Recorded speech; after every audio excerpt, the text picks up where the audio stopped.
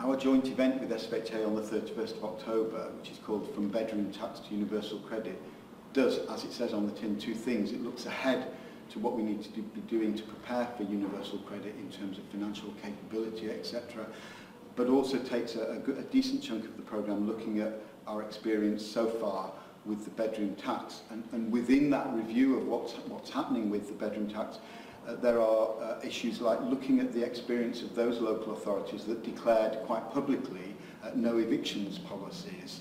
Now, of course, at the time, CIH Scotland and other bodies were pointing out that in reality, those policies didn't really say anything different from policies that other councils and housing associations have had for a long time, which is about, you know, if a tenant is engaging and making every effort to pay, then eviction really wasn't going to be considered. What will be interesting and what we'll have more information on by the 31st of October is a sense of whether those councils that did go public in that way are finding their arrears levels significantly higher than landlords that didn't necessarily go public in the same way. So that'll be something we should have more evidence on. We'll also have evidence from a survey by the Scottish Housing Regulator, which has been carried out in August, about the impact so far on councils and housing associations. At the event, we also want to look at other initiatives related to the bedroom tax, such as that from East Lothian Housing Association, which announced recently that it would be writing off arrears of a very small proportion or specific proportion of tenants in particular circumstances, such as, for instance, where a tenant moving home to try and escape the bedroom tax wouldn't in fact escape it, because ELHA are not wanting to align their allocations policy with the DWP criteria on issues like the ages of children sharing.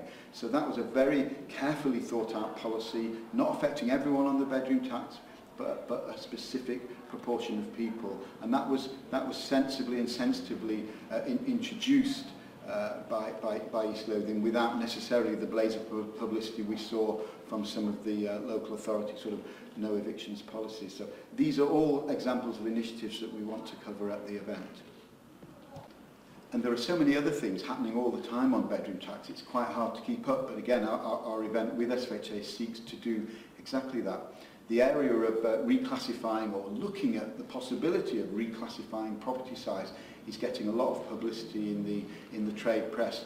One example we saw of recently in the housing press was a Wirral-based social landlord down south looking at the possibility of putting in internal bathrooms to replace what are currently prefabricated bathrooms kind of tacked onto the back of the property. Now, if you think about that, that's a very, very specific circumstance in which a landlord is looking at reclassification. So it's generally what we're seeing is a cautious approach here.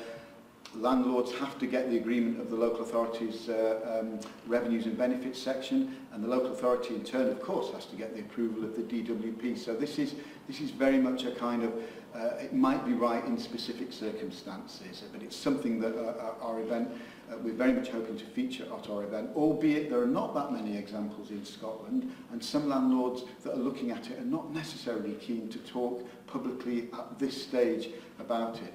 But so much happening, probably by the 31st of October, we may regrettably have seen some initial court actions in relation to bedroom tax arrears. There has been some publicity in August about the possibility of this happening, at least in one case, and that's got tabloid press coverage, as you might expect. So lots and lots happening.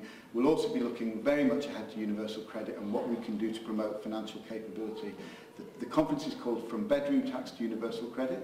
It's on the 31st of October at the Central Hotel in Glasgow. And if you want details, just go onto the CIH website, www.cih.org/Scotland, and book in, because it's an event you shouldn't miss.